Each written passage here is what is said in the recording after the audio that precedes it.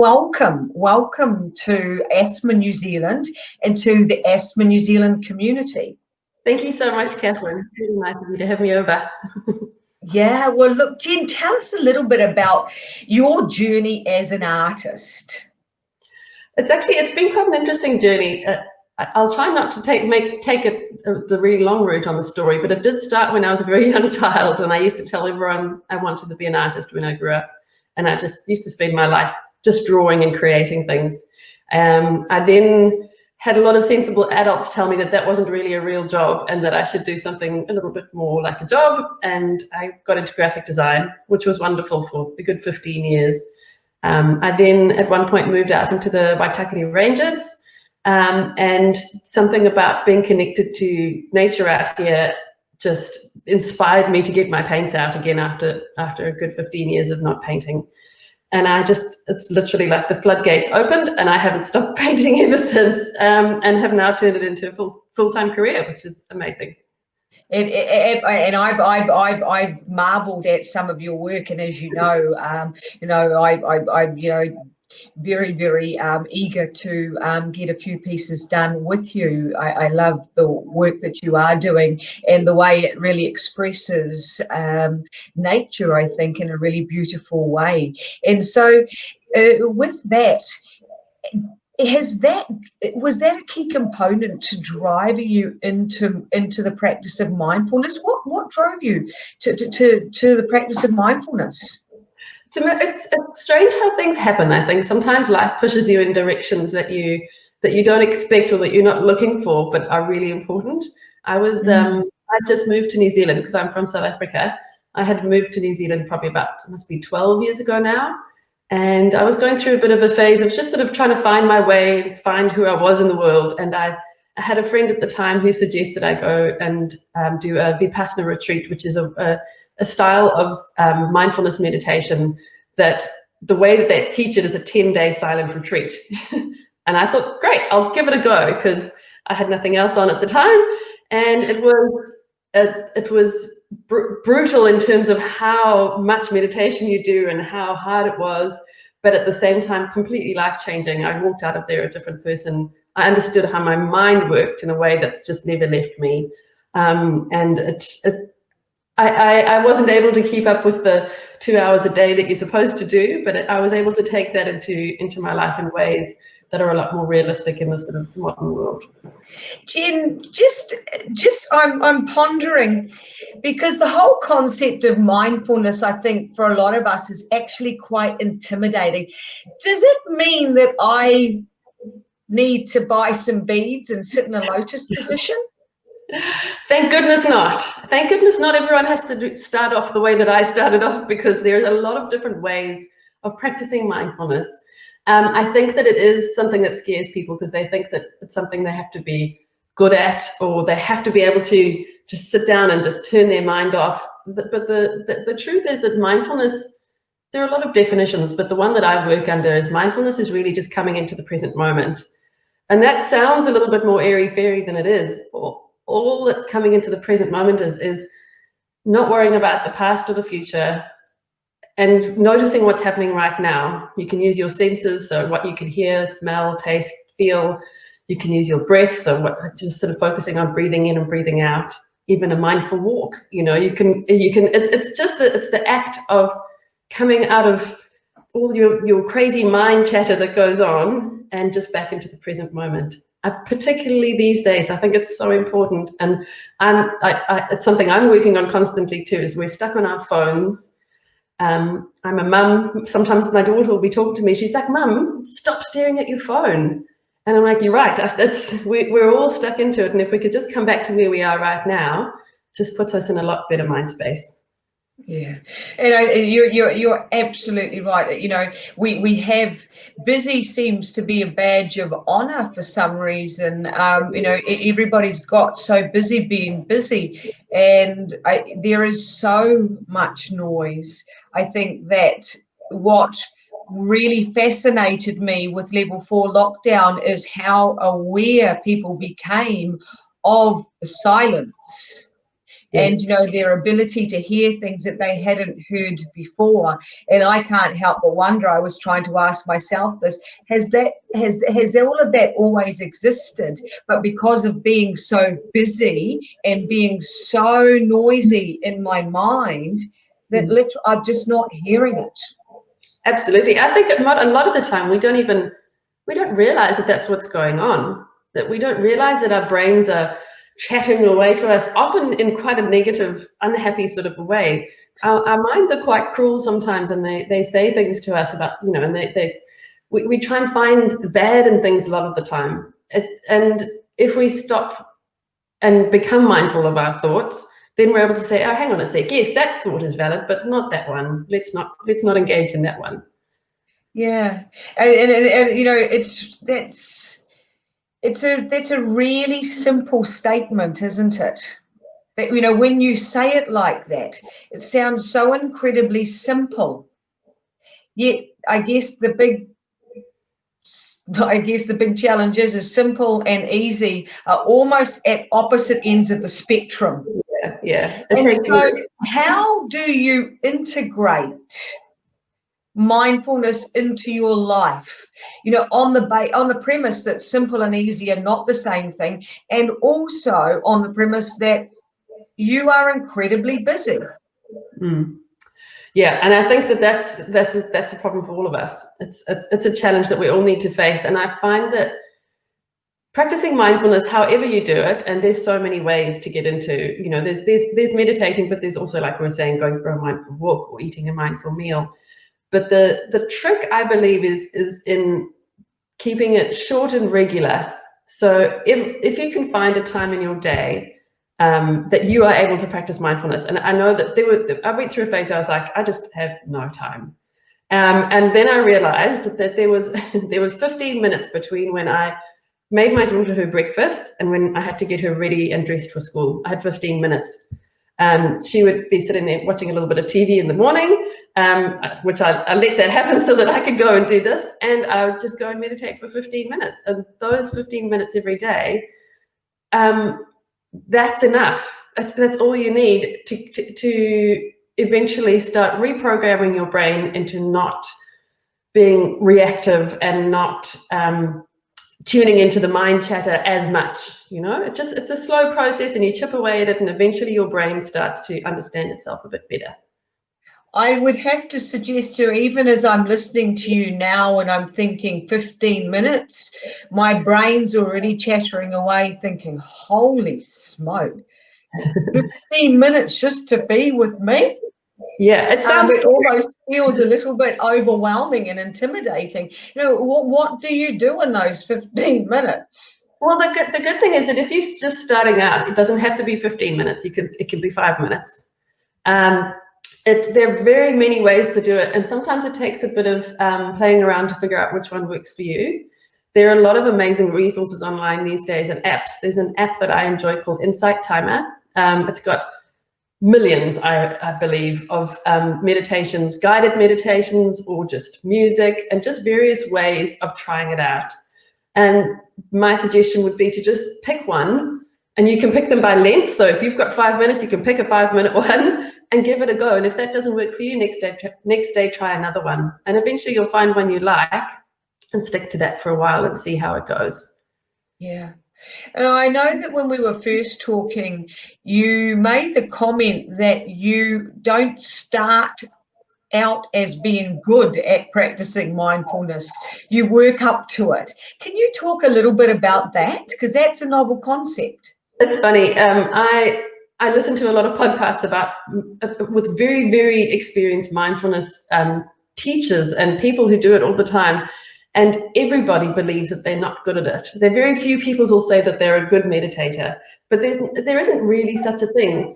What happens is when you start out, there's no way, unless you have just been unbelievably blessed with a very calm mind, there's no way that you're going to start out and just be able to sit down and be okay with it and just let your brain go quiet. I've been practicing mindfulness for 12 years now, and I still struggle sometimes. And, if I can find a few moments in calm in the middle of my meditation, then that's a win that day. But it's those few moments that really help. And I think that when you do it regularly, those moments stretch out and become a little bit longer. And it's just, eventually you realize, oh, hang on a sec, I did that whole meditation without my mind thinking about my shopping list or what I have to do today. But I think you need to practice it with a really big intention of compassion towards yourself. If you start off thinking, oh, I'm terrible at this, I'm never going to be good, it's going to tie in a lot of really negative emotions with it. If you're sitting down trying to sort of focus on your breath and you feel yourself thinking about other things, all you need to go is thinking. Just say thinking in your mind, or you can say it out loud if you need to, and just try and bring it back, like you're sort of guiding a little puppy dog who's going in the wrong direction. Say, come on, let's go back, let's give it another try, and just be kind to yourself. And it's really interesting, isn't it? You use that word, be kind to yourself. I think, in some respects, when we first went or were going into level 4 lockdown, and, our Prime Minister, Jacinda Ardern, stood in front of us all, and her finishing words were be kind. I think there was a part of me that sort of thought, wow, that seems almost bizarre in terms of being told or being asked to be kind. And yet on reflection, and you said it before, our mind can be really nasty. It's an interesting thing, actually, the reason our mind is nasty. And it's so fascinating. I love the neuroscience that goes in behind mindfulness, because it's not, yes, it's used for spirituality, and yes, it's used for sort of floaty reasons, but it's also based in very hard science. So over years and years of evolution, our minds are hardwired to find danger. Thank goodness for that, because otherwise we wouldn't have been here by now. We would have all been eaten by tigers. So we've got a section of our brain called the amygdala, which is like the guard dog, and it's watching out for those tigers that are going to come and eat us and chase us into a cave. But these days, there aren't a lot of those actual real life dangers around. So if we get an email from someone that makes us feel angry, our brain kicks in with the exact same chemicals as if there's a tiger chasing us into a cave. So we're hardwired to look for the bad, because that used to help us survive. Now we need to train our brains into the modern day where survival isn't actually what the problem is. It's just little bits and pieces during the day that our brain's tricking us into thinking are bad. And sorry, I've just we just froze there a little bit. I think that it's, if ever there was a time when we were really needing to understand our minds more, I would have to suggest it is now. Yep. Because there is so much uncertainty. There's more uncertainty now than I feel that we've certainly, the last sort of 2 or 3 generations have ever had. And we've got our young kids coming through, our young children, and we're their role models, and yet if we're in uncertainty, how are our children coping with the role models that are in their lives being so uncertain? And so, I know you've created a mindfulness program for children. Yeah. What was this a reason? Was that part of the reason that drove you to do that? It's interesting. There are a few things. Obviously, I've seen the effects of mindfulness on my own life, and I understand how it can be helpful for absolutely anybody. I then became a mother, and when my daughter was a few years, I think she was probably about 3, I decided to write a children's book about mindfulness. It was an intuitive thought that came to me, and I was just so lucky to eventually find a publisher, and it was amazing. But I was also just doing a lot of research about how valuable mindfulness is for children, especially young children, sort of preschool up until sort of early primary school. Their brains are just geared towards learning about that sort of thing. It's when parts of their brain are activating that can be programmed. Programmed sounds like a mean thing, but can be taught in a way so that will set them up to think better for the rest of their lives. So when we practice mindfulness as adults, we're trying to untrain some bad habits. But if we help our children to learn early on, they don't have to untrain it. It just becomes their natural way of thinking. They're also, as we all know, anyone with a child who's had anything from a toddler onwards, children have very big emotions. Giving them tools to relax and to be resilient and to calm down, I think it's just vital. So often we say to our children, like if a child in a tantrum and you say, calm down, but we haven't taught them how to calm down. We don't sometimes know how to calm down. And I think that it's if we can give them those tools, not during the argument, not when they're having the tantrum, but in a nice, relaxed situation, and if in a way that makes them feel like it's fun, and with activities, and not just sitting still, because 2-year-olds don't sit, or 3-year-olds don't sit still, you know, in a way that suits them, it can really help them as they move through life, and as they get into school and things get a little bit more stressful. And yeah, I'm really passionate about it, actually, because we've all heard the statistics about children and the anxieties that they feel, and just awful things about the things that they go through. And I think if we can equip them early on, all the better. Yeah. And yeah, look, you know, for us, you know, Asthma New Zealand, we've got this amazing, and it's just such a privilege to deliver this program. It's called Breathe Easy Tamariki, and I've had the privilege of delivering it into a lot of our primary schools. And one of the things we end up having a conversation around breathing with young kids, with young children, and they all say, no, when I get upset or when I get nervous, no, you know, or what I need to do is breathe. And it's, you know, it's, and so it's really interesting that you talk about the importance of introducing this into their lives very early on. I love what you say though about when they are in the middle of a tantrum. Yeah. That's not the time to introduce it, you know, and it's yeah. And so, you know, as a mum, how do you use it with your daughter? I've been blessed with a daughter who has been my biggest teacher. So it's like she got sent to me to make sure that I was on my game when it comes to children's mindfulness. She, right from the start, she's a very strong-willed girl, and she is amazing, and she's very creative and strong. But right from the start, I would tell her to try breathing, and she's like, don't tell me to breathe. I'm like, okay, this is going to be easy. So it's interesting for her, and every child is different. But for her, what I've had to do is let her lead the way a little bit. I sometimes make videos about mindfulness for children, and she says to me, can I make one? And then she makes up a mindfulness activity of her own. And it makes her feel like she's in control of it. She just doesn't like being told what to do. There's an activity that we try that's in my little online course, which I call the Flying Bird, which I pretty much made up for her. It's a really useful thing. And basically, if you've got a child or a group of children that are a little bit antsy and crazy, and you want to just get them to just relax before you can get a message through, or just to calm down, I get her to pretend she's a bird, and she has to flap her wings as fast as she can, and that gets a lot of the energy out. And then she glides and floats and thinks about where she's soaring over a field. And I say, so what can you see?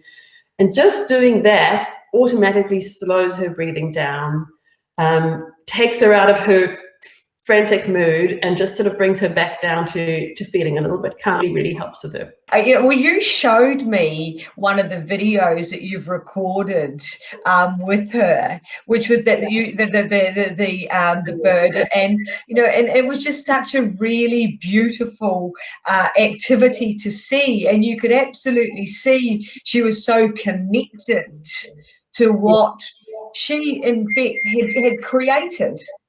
And so, you know, that in itself was really a neat thing to see. Let me ask you this, Jen, because this is my head chatter going on now. Is there a right way to do mindfulness? There isn't. No, I think that this is going to sound strange, but the wrong way to do mindfulness is to be upset with yourself about it. I think if you're going in with an open heart and being kind to yourself, you're doing okay. There's so many different ways to do it that I think that the act of actually just taking the time and sitting down for a while is the right way of doing it. You'll have a lot of purists that have specific ways of saying this is mindfulness meditation and this is the way we do it. But I've listened to so many things and read so many things and they're even within, like Buddhists do a lot of mindfulness meditation. Even within Buddhism, there are thousands of ways of meditating, and they all come to the same end point, which is getting to a point where your brain goes out of the fight or flight angriness and into a calm, and finding a pause so that you can pause between thinking and feeling and reacting. And just that simple thing it's life-changing. Yeah. It's what is interesting is even in this conversation, what I'm noticing is the silence that's coming in my own mind about talking about this. Yeah, and it's I'm finding it absolutely quite fascinating, and just having to think about, wow, silencing the noise, the constant sort of the engine's always running, and now you've developed some really cool tools. We talked about the tool, the app that that you've developed, and the book is just beautiful. I mean to say, your artwork is just incredible through there. And so you've developed up an online tool, an online program. Can you tell us just a little bit about that? Yes, yeah, sure. So it's called Mindfulness for Families, and it's a free online course. I want as many people as possible to access it. It's got quite a lot of good detail in it, and it's an online course that you can, once you've signed up for it, you can go through it at your own pace. You can decide to do the whole thing in a day, or you can go back to it, and you've got access to it forever. And it's got videos in it, and videos and text and all sorts of things, but they're aimed partly at parents and partly at children. So it explains to parents and children about how our brains work, and how, getting from the amygdala into the prefrontal cortex, and in a way that is understandable for people. It also explains how to do it, which is great. Also it includes a way to work it into a plan for your family so that you can get it into your daily routine. It's got fun little things like a sticker chart for parents and children, because I think we all like a little bit of reward. A sticker chart for every time you do a mindful activity. That's something that I also learned from my child, is that having rewards really helped her to want to do these things.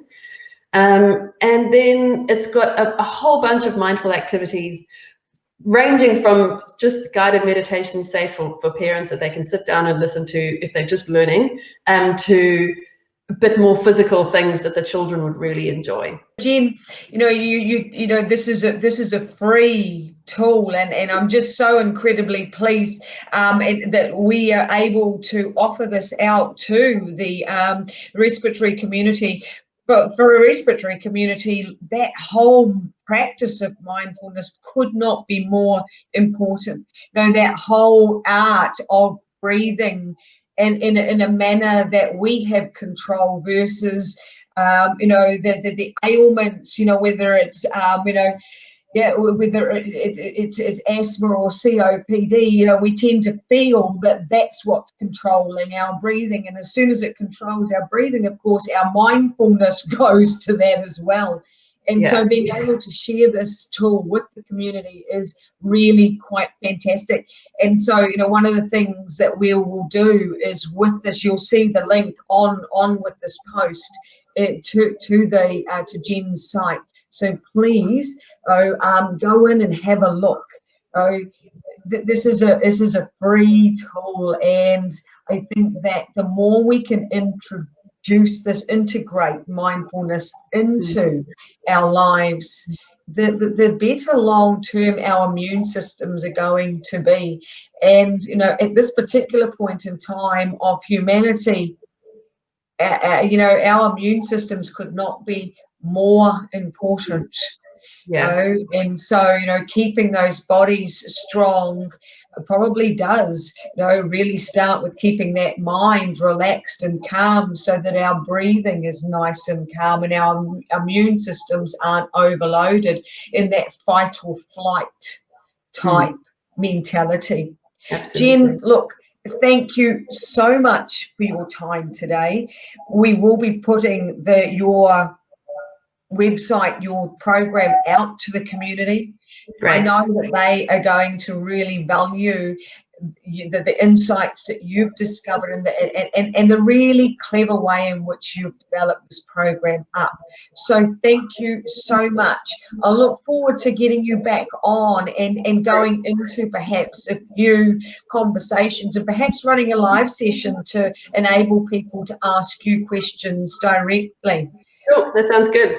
Yeah, so thank you so much, Jen. Thank you all for watching today. Really, really appreciate your time. Please integrate mindfulness. If it's not just for yourselves, please integrate it into your children's lives. You know, we need to all calm our bodies down in this really unknown time, and we need to stay kind. So go well. Thank you. Thank you so much, Catherine.